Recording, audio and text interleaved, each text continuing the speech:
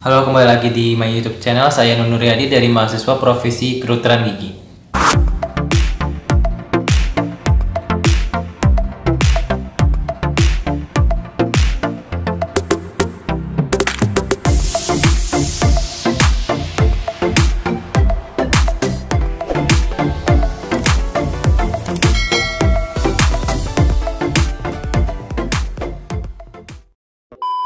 Terima kasih yang sudah bantu channel saya ini agar terus berkembang.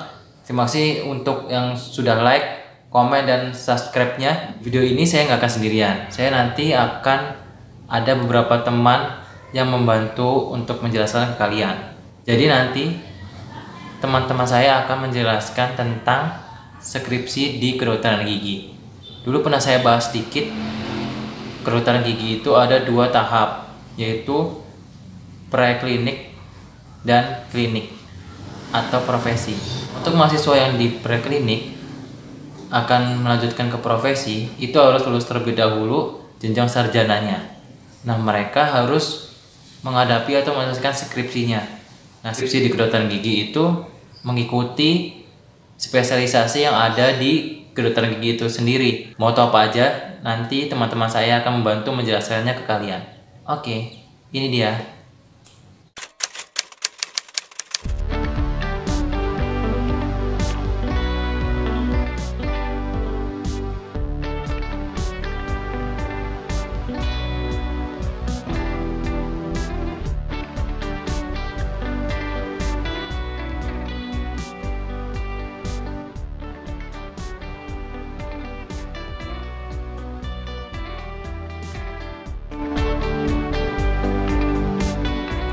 Halo, nama aku Ayunda.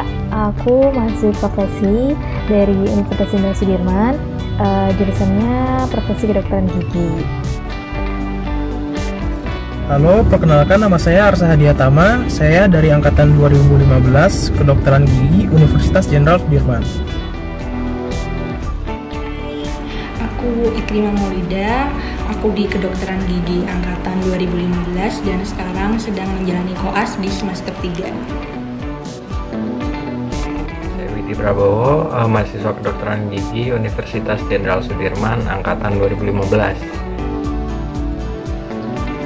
Halo semuanya, perkenalkan aku Titi, salah satu mahasiswa profesi kedokteran gigi di Universitas Jenderal Sudirman. Hai, aku Karen Anggreni Putri, aku mahasiswi kedokteran gigi Unsud angkatan 2015. Halo, perkenalkan, saya Suci Idi Artika, mahasiswa koas di RSGMP Universitas Jenderal Sudirman Purwokerto.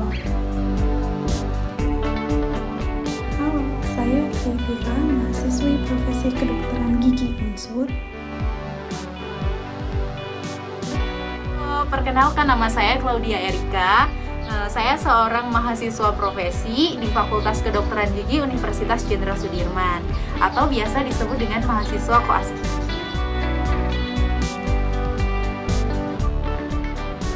Hai semuanya, kenalin nama saya Alia Istiqomah. Saya lulusan S1 dari Kedokteran Gigi Unsud. Untuk saya sendiri belum profesi tapi baru daftar. Dan setelah ini baru mau akan melakukan pra-koas. Ya, dulu aku skripsinya itu tentang bidangnya biologi oral. Misalkan ditanya kenapa bidangnya biologi oral, jadi waktu itu memang sistem dari kampus itu dapet kayak kocokan gitu, dan aku dapet bidang biologi oral.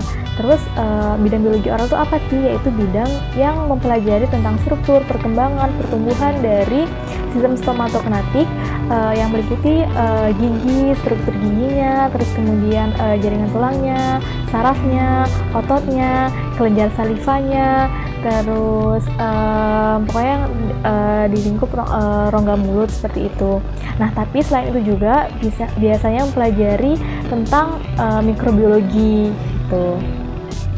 Dan penelitian yang pada bidang biologi oral itu biasanya adalah untuk meneliti suatu bahan baru atau ilmu baru, atau untuk melanjutkan penelitian-penelitian sebelumnya tentang manfaat dari suatu bahan gitu, atau efektivitas, atau biasanya uji biokompatibilitasnya gitu, aman atau tidaknya, seperti itu. Jadi untuk skripsi yang saya dapatkan yaitu mengenai ilmu penyakit mulut atau oral medicine. Ilmu penyakit mulut itu membahas soal kelainan-kelainan, keganasan yang ada di rongga mulut pasien. Nah, untuk ke arah penelitiannya, bidang ilmu penyakit mulut atau IPM disingkatnya, itu bisa kedua arah. Yang pertama itu arahnya observasi langsung ke rongga mulut pasien. Yang kedua itu bisa secara eksperimental, yaitu ke hewan coba kayak misalnya tikus, mencit, lalu bisa juga ke kultur sel atau bahkan bakteri. Jadi dulu saat skripsi aku kebagian bidang ilmu kedokteran gigi masyarakat atau yang biasa disebut IKGM. Nah, IKGM sendiri ini lebih banyak non medisnya daripada medisnya. Bidang ini lebih banyak fokus di dokter gigi itu sendiri, kemudian peranan dokter gigi di masyarakat, kemudian bagaimana kesehatan gigi di masyarakat, kemudian data-data medis, kemudian tentang rumah sakit, tentang penyebaran penyakit, tentang kepuasan pasien terhadap suatu perawatan dalam dokter gigi. Penelitiannya IKGM ini berbeda-beda tergantung dengan kampus. Ada yang memperbolehkan menggunakan data-data yang sudah ada, namun ada juga beberapa kampus yang harus melakukan penelitian secara langsung. Seperti pada kampusku saat ini, ilmu IKGM ini harus melakukan penelitian secara langsung, tidak boleh menggunakan data-data yang sudah ada, misalnya tentang data orang dengan karies atau dengan penyakit mulut yang lain. Bidang skripsi saya yaitu ilmu kedokteran gigi dasar atau singkatannya IKGD. Nah, apa itu IKGD? IKGD yaitu bidang ilmu yang mencakup semua hal-hal mendasar atau ilmu dasar dari kedokteran gigi. Nah, biasanya kalau yang dibahas di dalam skripsi itu, IKGD itu biasanya berupa material atau bahan dari yang dipakai di dalam dunia kedokteran gigi. Dulu aku masuk kedokteran gigi itu tahun 2015. Terus masuk mahasiswa profesi tahun 2019 kemarin. Di sini aku diajakin sama teman aku, Wisnu, untuk ngobrol-ngobrol sama teman-teman semua di sini tentang bidang skripsi yang dulu aku ambil. Dulu aku ngambil bidang skripsi periodontia. Nah, teman-teman tahu nggak sih apa itu periodontia? Bidang periodontia merupakan salah satu bidang di kedokteran gigi yang mempelajari lebih lanjut mengenai jaringan periodontal. Nah, jaringan periodontal ini merupakan jaringan yang ada di sekitar gigi, mengelilingi dan mendukung gigi. Nah, jaringan ini terdiri dari 4 bagian, yaitu yang pertama ada gingiva, yang kedua ada ligamen periodontal, yang ketiga ada tulang alveolar, dan yang keempat ada cementum. Dari keempat jaringan inilah nantinya yang banyak diteliti oleh anak-anak yang mengambil bidang periodontia sebagai bidang skripsinya. Nah, waktu skripsian kemarin aku dapat bidang prostodonsi. Bidang ini mempelajari tentang segala sesuatu yang berkaitan dengan pergantian gigi yang hilang dengan gigi tiruan. Nah, biasanya skripsi ini itu meneliti tentang sifat-sifat bahan gigi tiruan, metode-metode pemeriksaan gigi tiruan, terus ada juga yang meneliti tentang pengaruh penggunaan gigi tiruan terhadap individu, terus ada juga yang meneliti tentang pertumbuhan jamur atau bakteri pada gigi tiruan. Sewaktu di S1, saya tertarik untuk mengambil bidang IKGA. Apa sih IKGA? IKGA adalah salah satu bidang ilmu di kedokteran gigi yang mempelajari dan membahas secara spesifik mengenai ilmu kedokteran gigi anak yang bertujuan untuk memelihara dan merawat penyakit gigi dan mulut secara komprehensif pada anak normal maupun anak dengan berkebutuhan khusus. Kebetulan waktu di sarjana kemarin saya mendapatkan bidang skripsi yaitu ortodontik, di mana ortodontik itu merupakan spesialisasi yang ada di kedokteran gigi yang berhubungan dengan tumbuh kembang, rahang, wajah, serta tubuh yang dapat mempengaruhi gigi gerigi. Nah, pada waktu itu saya tertarik untuk mengambil bidang ilmu bedah mulut. Nah, bidang ilmu bedah mulut ini salah satu bidang ilmu yang peminatnya cukup banyak teman-teman, karena ilmunya yang cukup menarik menurut saya dan juga cakupan materi yang bisa diangkat sebagai penelitian yang cukup luas. Nah, cakupan topik di ilmu bedah mulut sendiri, misalnya ada pencabutan, operatif, insisi, seperti itu ya, trauma oromaxilofasial, terus bisa pada tahap operatif, misalnya bahan anestesinya, terus material atau obat-obatan yang dimanfaatkan pada pasien operatif, misalnya penyembuhan luka atau penanggulangan rasa nyeri. Jadi hal-hal tersebut bisa kita angkat sebagai topik penelitian. Contoh topik yang bisa diangkat di penelitian observasional bedah mulut, misalnya untuk mengetahui angka pencabutan di usia 25 tahun ke bawah. Itu menurut saya penting juga dicari supaya kita bisa mengetahui berapakah prevalensinya, kemudian bila angka itu tinggi apa penyebabnya dan bagaimana cara mengantisipasinya. Untuk kemarin skripsi saya itu bidangnya bidang konservasi gigi. Jadi konservasi gigi itu terkait dengan penambalan gigi atau mungkin yang biasa pemutihan gigi atau bleaching gigi. Terus habis itu atau tentang ini nih perawatan saraf akar. Judulnya itu pengaruh dari ekstrak kopi robusta terhadap kadar transforming growth factor atau TGF-beta pada pencabutan gigi tikus Wistar, seperti itu. Dan penelitiannya itu penelitian in vivo, yaitu penelitian yang menggunakan hewan coba gitu. Judulnya itu pengaruh pemberian ekstrak jamur lingzi Ganoderma lucidum terhadap ekspresi P53 pada kultur sel kanker rongga mulut. Meneliti mengenai tanaman herbal yang dapat mendorong atau menekan pertumbuhan sel kanker.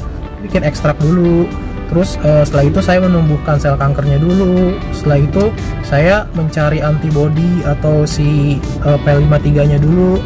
Setelah itu saya ujikan di luar kota juga, jadi semuanya saya ujikan di luar kota.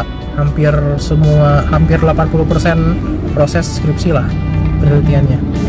Untuk skripsiku sendiri ini mengambil tema tentang praktek ergonomi pada dokter gigi dengan judul hubungan praktek ergonomi dengan kejadian nyeri muskuloskeletal pada dokter gigi yang bekerja di Kabupaten Banyumas.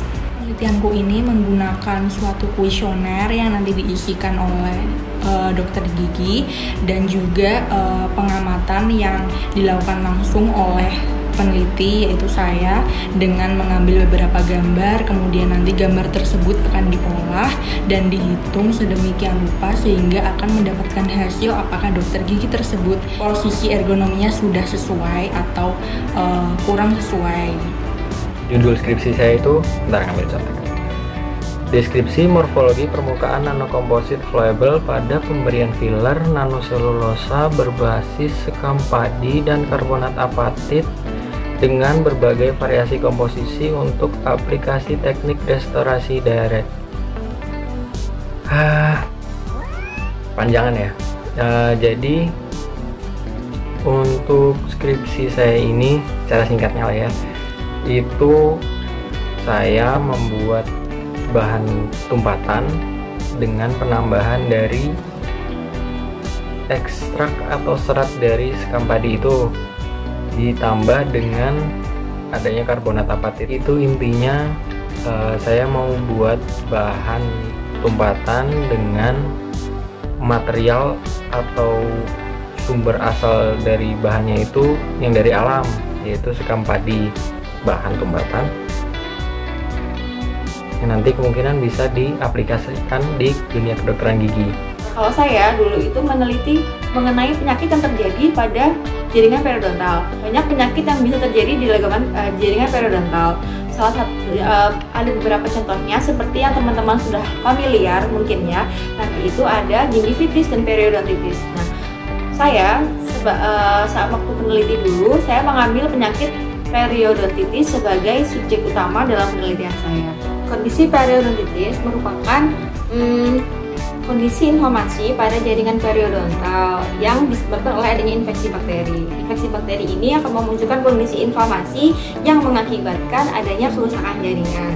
Jaringan inilah nantinya yang biasanya memunculkan gejala klinis. Salah satunya itu adanya hilangnya perlekatan gingiva dengan tulang alveolar atau yang biasa kita sebut dengan attachment loss. Cuman untuk masyarakat umum biasanya melihat gejalanya sebagai adanya kondisi gusi turun.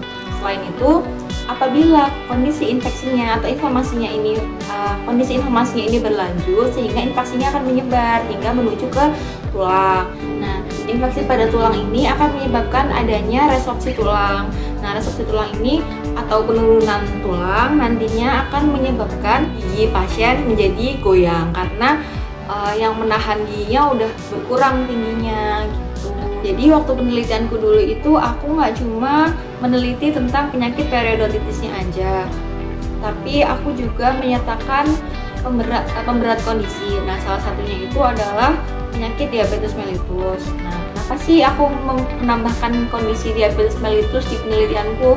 Nah, itu karena menurut beberapa sumber kalau ternyata orang dengan diabetes mellitus itu memiliki resiko yang lebih besar untuk menderita periodontitis, dan ternyata kondisi kerusakan jaringannya pun juga lebih parah dibandingkan dengan orang-orang yang menderita periodontitis tanpa diabetes mellitus. Nah, atas dasar inilah aku dulu tertarik untuk mengambil topik ini dan mengambil judul untuk penelitianku itu adalah pengaruh pemberian ekstrak jamur lingzi atau Ganoderma lucidum terhadap jumlah limfosit pada tikus model periodontitis disertai dengan diabetes mellitus. Nah, judul skripsi aku kemarin itu efek fotodynamoterapi dengan photosensitizer oligo terhadap pertumbuhan koloni Candida albicans pada basis gigi tiruan nilon termoplastik derajat kristalin tinggi. Panjang ya judulnya. Nah, panjang judulnya itu berbanding lurus lah dengan proses yang sudah aku lalui.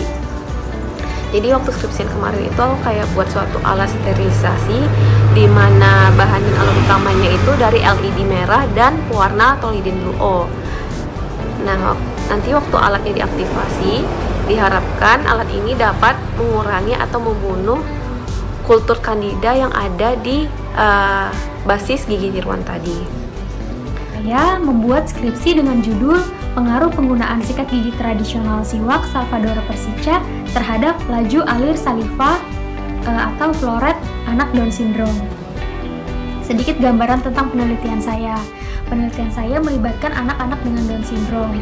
Diketahui anak Down syndrome ini memiliki laju alir saliva yang sedikit. Nah, saliva atau air liur itu sangat berperan penting untuk menjaga kesehatan rongga dan mulut kita. Oleh sebab itu, saya melakukan intervensi penggunaan sikat gigi biasa atau sikat gigi normal dan sikat gigi tradisional siwak yang diketahui mengandung zat kimia alami untuk merangsang atau menstimulasi aliran saliva. Oleh sebab itu, saya gunakan siwak untuk mengetahui pengaruh penggunaan sikat gigi biasa dan sikat gigi tradisional siwak pada laju alir saliva anak Down syndrome.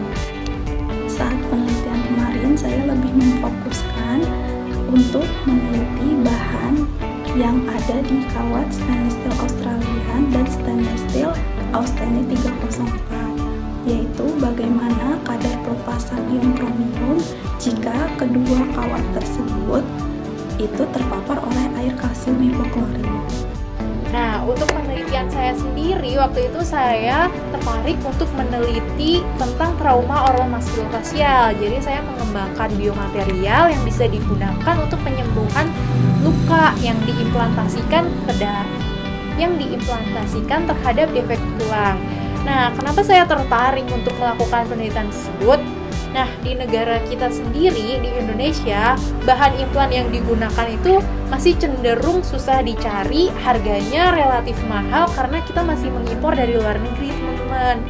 Jadi makanya harapannya dengan melakukan penelitian ini dan mengembangkan penelitian-penelitian yang sudah ada sebelumnya, diharapkan suatu saat nanti bisa tercipta suatu bahan yang dari lokal, bahan sederhana namun bagus dan bisa dimanfaatkan sebagai material implantasi. Untuk konservasi sendiri itu seperti yang tadi yang sudah saya jelaskan secara garis besar, yang biasa dilakukan penelitiannya itu tentang 3 hal itu. Tapi kalau untuk penelitian saya terkait dengan tambal-tambalan. Jadi gigi nih, misalkan gigi yang udah bolong nih, giginya bolong nih.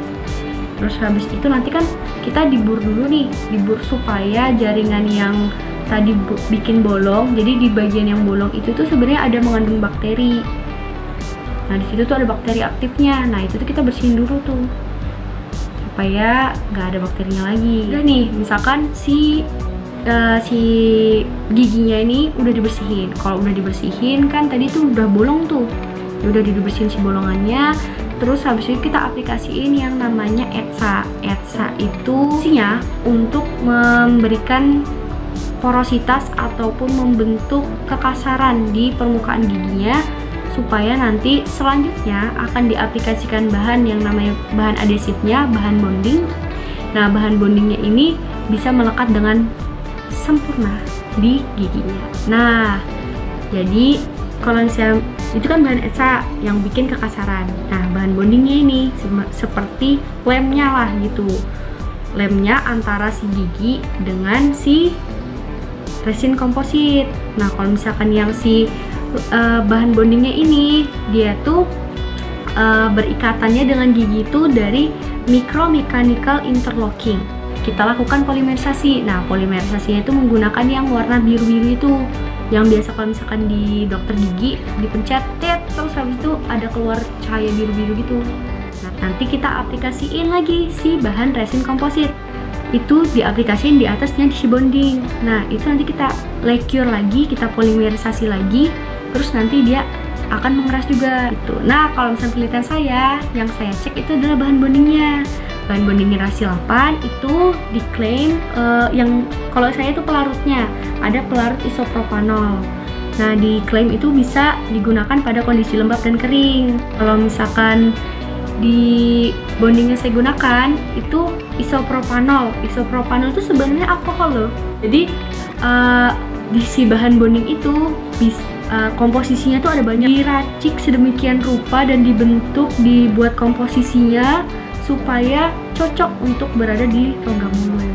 Tetap harus dipastikan bahwa si bahan yang dikatakan lem ini tuh bisa berada di rongga mulut dan di dalam giginya itu. Ini tuh si etanol, isopropanol, dan si aseton itu tuh bisa mempengaruhi kebocoran mikro. Kebocoran mikro itu sebagai pergerakan cairan ataupun bakteri yang berada di antara dua permukaan, khususnya kalau misalkan dalam penelitian saya itu adalah permukaan antara gigi dan permukaan resin komposit. Jadi kalau misalkan nih gigi kita udah ditambal kan tadi, udah ditambal. Nah seharusnya itu kan bertahan lama. Kalau misalkan ada kebocoran mikro, itu bisa nanti cepet ada yang namanya karies sekunder. Saya ukur tuh itu kebocoran mikronya seperti apa. Pas suka dukanya itu sih ini ya seru aja gitu. Nggak pernah megang tikus putih gitu kan sebelumnya, terus megang gitu. Cuman ada cerita lucu waktu itu, jadi kayak mindahin dari tempat tikusnya terus ke kandang yang udah kita buat itu, tikusnya tuh kayak lepas gitu loh. Tapi jadinya nangkepnya kayak di bawah meja gitu, jadi susah gitu sih lari. Sama waktu itu lakuan ke tikusnya gitu, terus kalau terlalu megang erat ke bagian leher sini itu tikusnya langsung kayak teler gitu loh. Jadi itu sih paling yang bikin seru banget pas skripsi gitu. Untuk suka duka dari penelitian yang saya jalani sebenarnya banyak banget. Di antaranya itu kayak misalnya bimbingan ke dosennya, itu kan karena saat bimbingan kita juga harus meluangkan waktu kita saat kita lagi skill lab, saat kita lagi praktikum, saat kita lagi tutorial, bahkan saat kita lagi kuliah itu harus kita benar-benar bagi waktu banget untuk mencari bimbingan dengan dosen. Dan kita juga harus melihat kesibukan dosen juga, jadi mungkin agak susah juga di situ. Selanjutnya, kalau untuk penelitian saya sendiri, karena saya labnya itu kebetulan di luar kota, di Jogja khususnya, jadi saya agak bolak-balik untuk melakukan penelitiannya. IKGM sendiri merupakan bidang di kedokteran gigi yang paling banyak diminati dalam pengerjaan tugas akhir. Karena apa? Karena bidang ini tidak menggunakan hewan coba, sehingga biaya yang dikeluarkan tidak sebanyak bidang-bidang yang lain. Namun kekurangannya, bidang ini membutuhkan waktu yang lama dalam pengerjaan, sehingga mengurangi banyak waktu dan juga tenaga. Seperti itu. Dukanya ya sukanya sih banyak sih. Kan saya penelitiannya di Bandung, di ITB. Nah, bisa sekalian jalan-jalan ya. Terus kalau dukanya sih ya yang pasti mahal.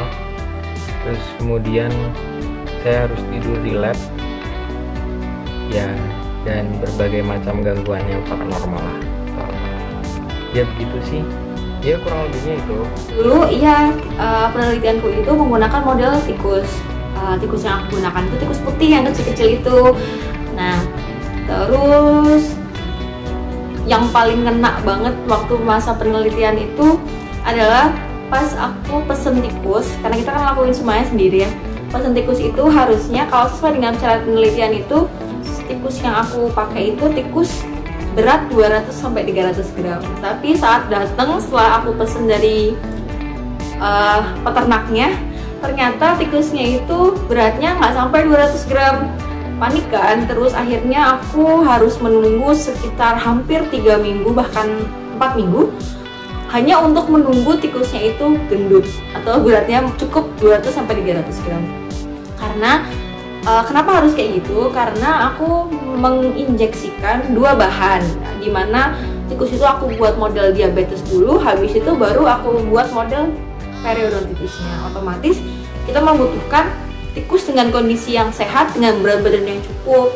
Nah, itu cukup sangat membuat capek dan membuat deg-degan karena memang terbatas oleh waktu kan, karena ngejar pendaftaran koas juga waktu itu.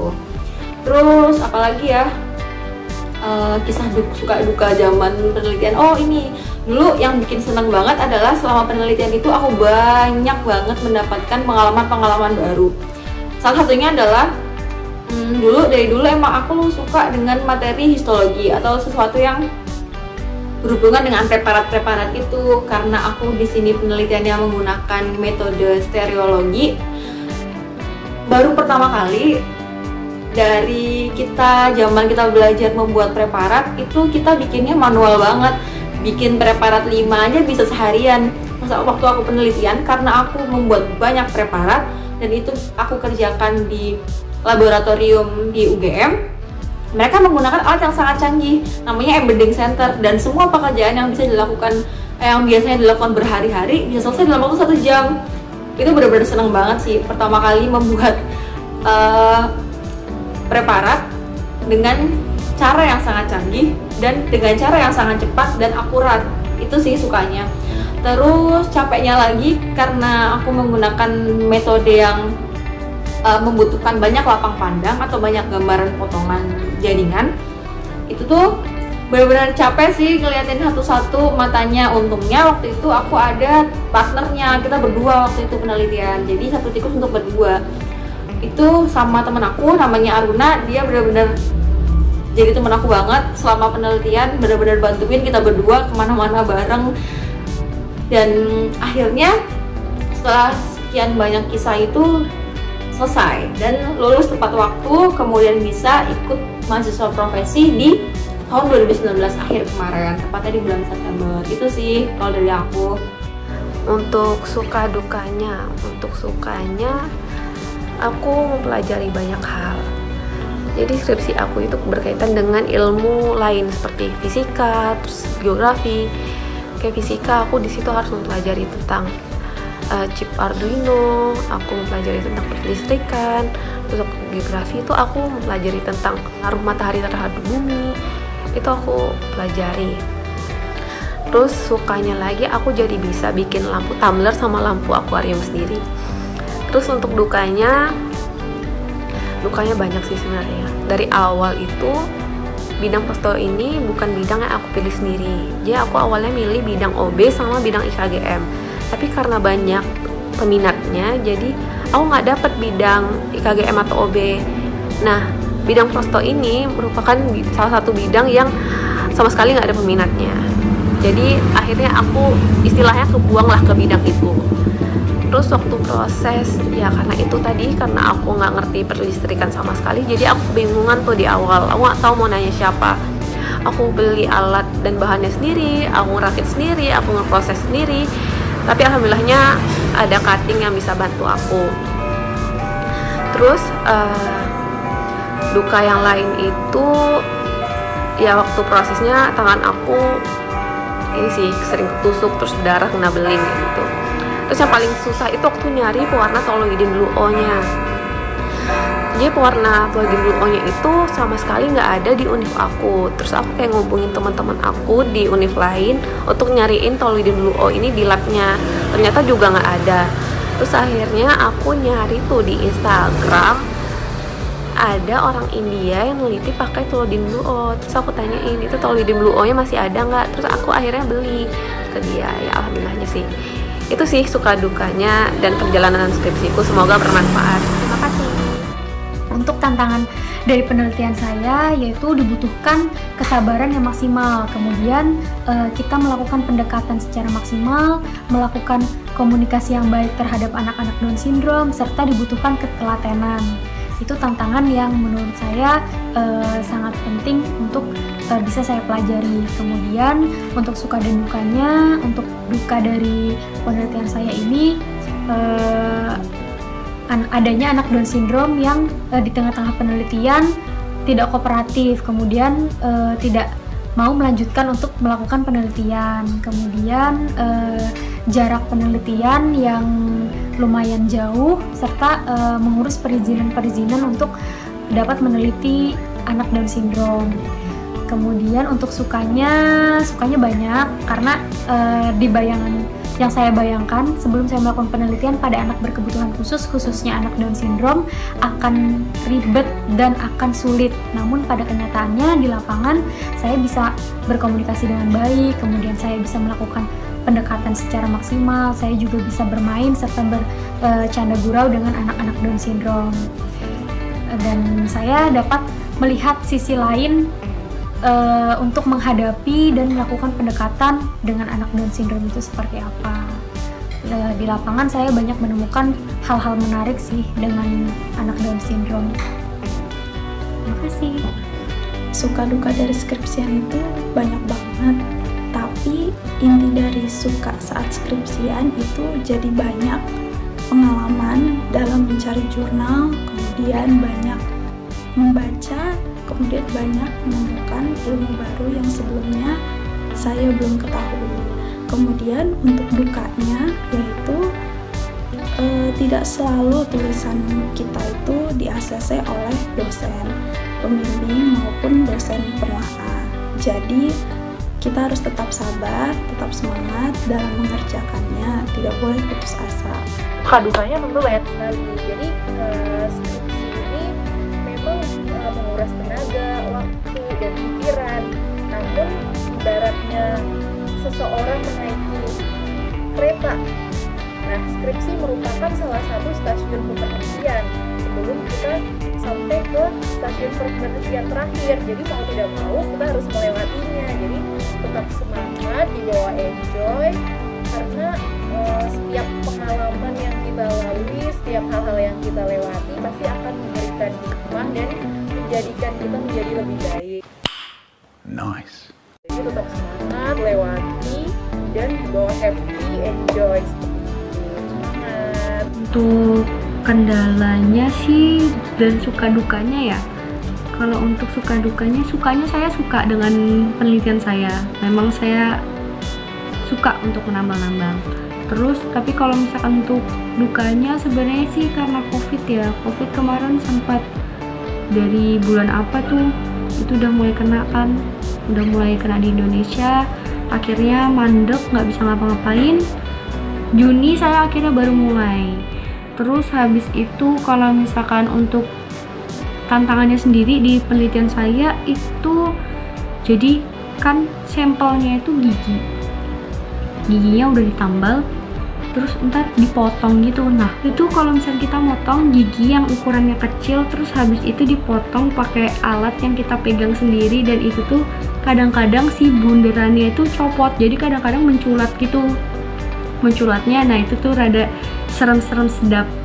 Jadi kadang-kadang kena ke handscoon, kan kita menggunakan handscoon dan masker ya, kadang tuh nyemprot, kadang ke masker, kadang ke handscoonnya tuh robek gitu. Kalau untuk masker alhamdulillah belum pernah sih, untungnya dia selalu menculatnya ke bawah gitu. Gitu deh intinya, serem-serem sedap sih, tapi menantang. Dan saya emang suka, jadi ya nggak apa-apa. Kita semua tindakan dan semua penelitian tuh pasti punya resikonya masing-masing. Ya, mungkin itu aja dari saya. Terima kasih. Mohon maaf kalau misalkan ada salah-salah kata. Dan ya kalau misalkan ada baca terus harus itu ada yang salah, bisa dikonfirmasi. Nanti kita coba diskusi. Nah gimana? Tadi udah pada dengarkan? Udah pada simak? Udah pada catat belum judul-judul mereka apa aja? Panjang-panjang ya. Emang seperti itu ya judul-judul skripsi di kedokteran gigi. Mungkin kalau misalnya kalian semakin bingung, semakin pusing, nanti kalian bisa mempelajarinya lebih lanjut di semester-semester berikutnya dan ketika hendak mengambil skripsi. Mungkin sekian dulu dari saya dan teman-teman. Terima kasih setelah menonton video ini sampai selesai. Jika kalian suka, klik like, kemudian subscribe dan nyalakan lonceng pemberitahuan, dan share ke teman-teman kalian agar konten yang saya buat bermanfaat untuk kalian kembali. See you next time.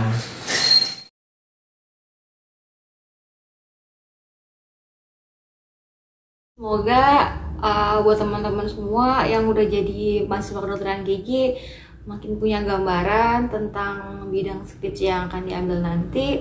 Terus buat teman-teman semua di sini yang belum jadi mahasiswa kedokteran gigi dan pengen jadi mahasiswa kedokteran gigi, jadi lebih pengen untuk jadi mahasiswa kedokteran gigi. Makasih, sampai ketemu lagi. Dadah.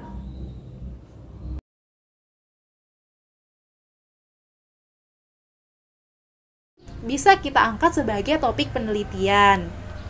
Cukup, Sin.